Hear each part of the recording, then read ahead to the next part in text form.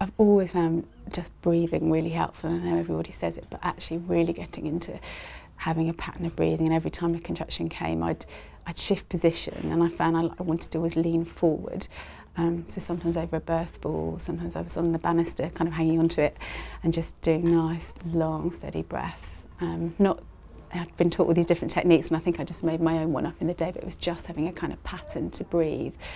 And then once the contraction finished, I'd kind of come away from wherever I was and just relax, and then wait for the next one, kind of, sense of, right, this is what I do my breathing, this is where I'm going to go. So once I got my measure of the room and I knew where I could stand, and kind of met everybody, then it was just more of the same, really, and pressing my big button on the TENS machine, and I think you've got to ask. You know, even with this second labour, I still didn't ask for the pool room. It was more coincidence. Yet in the back of my mind, as soon as I came into hospital, I thought, oh, it'd be really nice to have the pool. But I still didn't ask, even though I was so determined to ask when I came in, and I still didn't do it, because I think when you're in labour, there's a lot going on. You know, your body is doing things that you're not used to it doing, your head's doing different things. There's an awful lot going on, and you forget to ask those basic things that you would normally do every day. Practice your breathing, because the breathing, certainly this second time, really, really helped me. And I'd been to antenatal classes, and they talked about breathing techniques, and we'd done some practice breathing, and I felt that really, really helped me.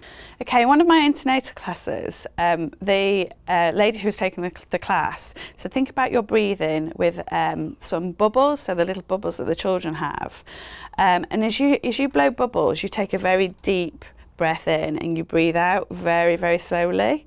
So I found that a really good exercise to do, because when you breathe slowly and deeply, it somehow manages your pain. I think it distracts you. I think the oxygen going into your blood just helps you manage what's going on.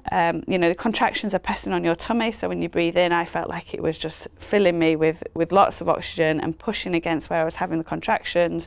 So it was just slow. It seemed to slow everything down.